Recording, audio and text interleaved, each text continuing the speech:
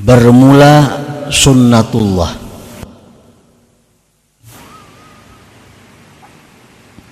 mengajak hamba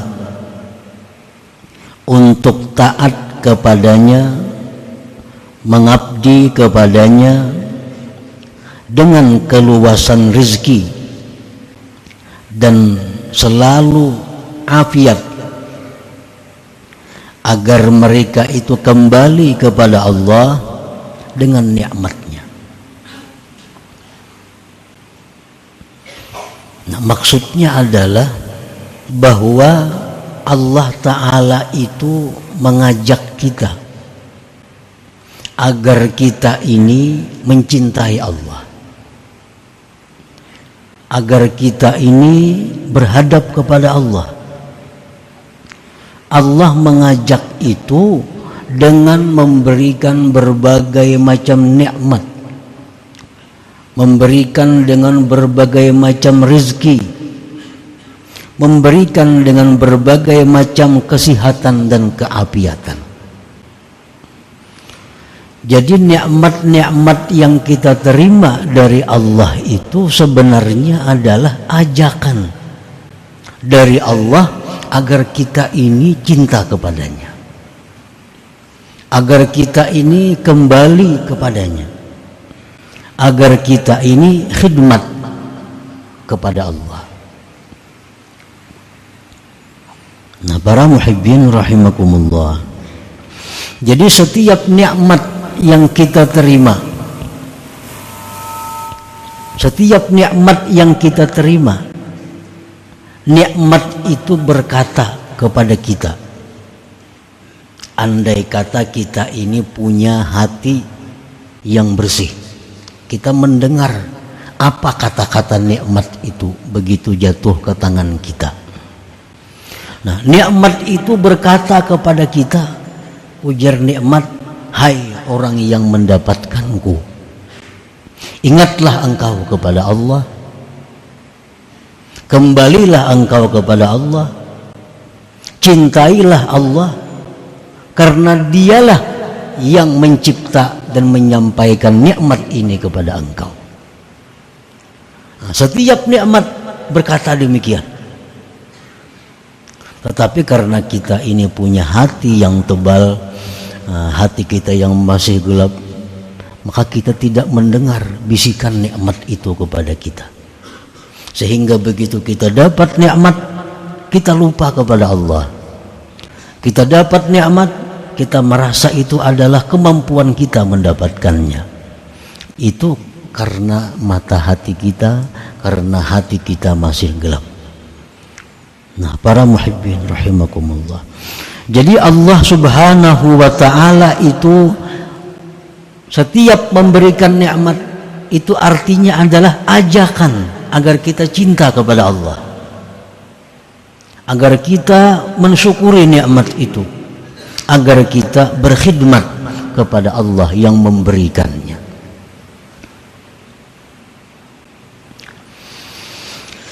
Fa in lam yaf'alu, apabila mereka tidak memperbuat, dapat nikmat tapi mereka lupa kepada Allah, bahkan mereka gunakan nikmat itu untuk berpuya-puya, mereka gunakan nikmat untuk meluluskan hawa nafsu syahwatnya,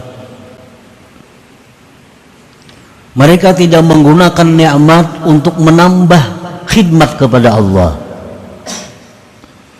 Nah, bila demikian, ibtalahum bi anwa'il mihan wad darra, Allah berikan dia bala dengan macam-macam kesusahan, kesengsaraan, la'allahum yarji'un, agar mereka itu sadar kembali kepada Allah. Muraduhu ta'ala ruju'ul ibad ilaih, tujuan Allah itu hanya satu, adalah agar hamba ini kembali kepada Allah. Nah, jadi Allah berikan nikmat tujuannya agar kita kembali kepada Allah. Allah berikan kita kesengsaraan agar kita kembali kepada Allah. Kedua-dua kelompok tadi adalah orang-orang yang dikehendaki Allah kebaikan dan keberuntungan. Ini si Fulan.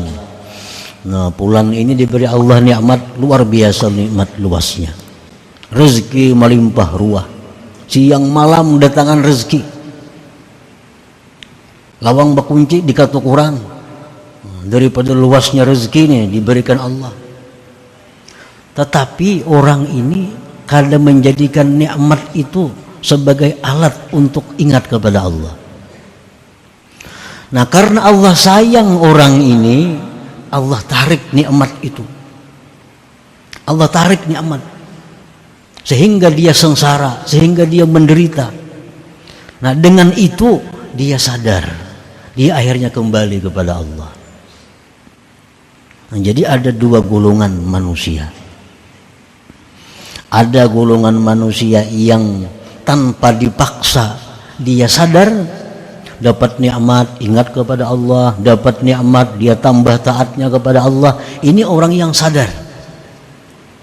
Ada orang yang tidak sadar, tetapi Allah menghendaki baik, orang ini ditarik Allah nikmatnya, disengsarakan oleh Allah agar dia selalu ingat kepada Allah Subhanahu wa ta'ala. Nah, para muhibbin rahimakumullah, ada orang waktu sihat kuat lupa kepada Allah, sembahyang kada, atau kadang-kadang sembahyang halal haram kada tahu halal haram, yang penting diambilnya waktunya sihat. Nah, begitu orang ini sakit stroke umpamanya, nah, kada kau lagi sudah stroke nih tuh, di kursi roda berjalan lagi. Lalu orang ini jadi selalu ingat kepada Allah. Begitu dia stroke, orang ini selalu ingat lawan Allah, zikir pekerjaannya. Dulu kada tahu zikir, sudah stroke ini zikir, salawat, ingat kepada Allah. Nah, Imam Ghazali mengatakan orang yang seperti ini jangan berubat baik garing. Baik garing. Imam Ghazali dalam Ihya Ulumuddin mengatakan bahwa orang yang seperti ini kada usah ke dokter, biar di kursi roda aja, karena dia banyak ingat kepada Allah. Ketimbang dia sihat, kelakuannya lupa kepada Allah, melanggar hukum-hukum Allah Subhanahu wa ta'ala.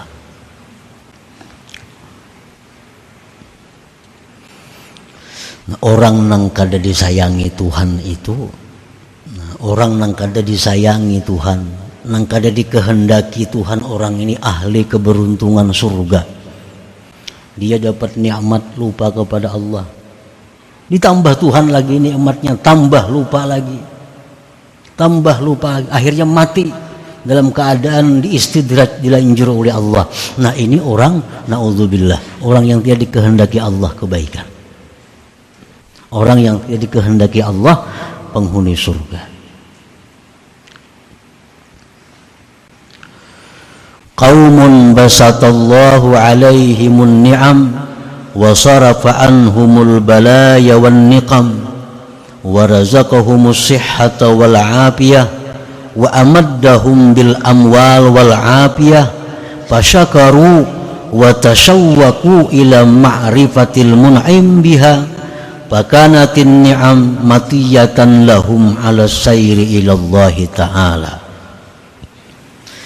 Ada satu kaum, satu kelompok manusia, Allah bukakan atas mereka itu nikmat-nikmat. Allah palingkan, Allah jauhkan dari mereka bala dan penyakit-penyakit.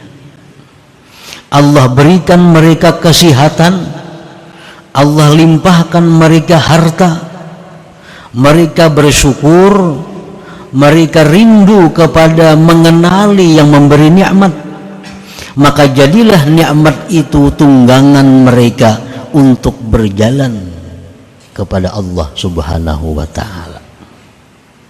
Ada orang-orang yang diberi Allah kesehatan, diberi Allah harta melimpah ruah, dihindarkan Tuhan dari malapetaka bala bencana, Lalu orang ini menjadikan nikmat tadi, harta benda tadi dijadikannya kendaraan untuk menuju Allah.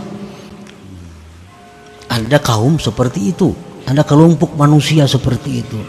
Orang ini punya duit banyak, duit digunakannya untuk sabilillah. Orang ini punya kendaraan banyak, kendaraannya digunakannya untuk sabilillah. Jadi harta benda nikmat itu hanya tunggangan dia untuk mencapai keridhaan Allah. Ada hamba Allah yang seperti itu. Wa qaumun amaddahum bin ni'am wa basata lahum fil mal wal afiyah wa sarafa anhum an-niqam fashaghalahum dhalik an-nuhuda wal iqbala 'ala Allah fasalaba dhalika minhum wa daraba bihim bil balaya wal mihan fatayaqqadha wa aqbala 'ala Allah. Ada pula satu kelompok manusia yang diberi Allah nikmat, diluaskan harta bendanya, disihatkan, dijauhkan penyakit bala bencana, maka yang demikian itu membuat dia sibuk daripada taat. Yang demikian itu membuat dia lupa kepada Allah. Allah cabut daripada mereka itu nikmat-nikmatnya tadi. Allah datangkan bala bencana kepadanya, maka akhirnya dia jaga, akhirnya dia sadar dan berhadap kepada Allah, berkhidmat kepada Allah subhanahu wa ta'ala. Ada juga kelompok manusia nangka itu, yang sudah diajar Tuhan hanya sadar.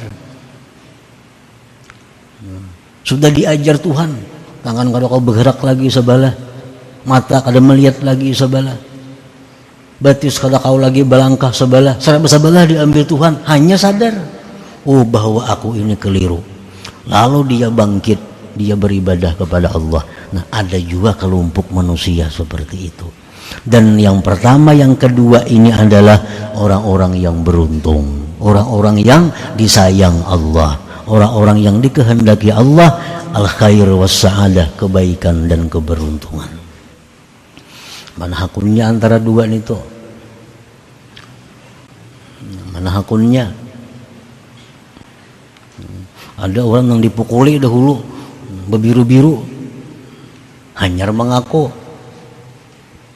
Ada orang yang diberi makani, dinyamani, mengaku nyaman nang itu, apa yang berbiru-biru itu.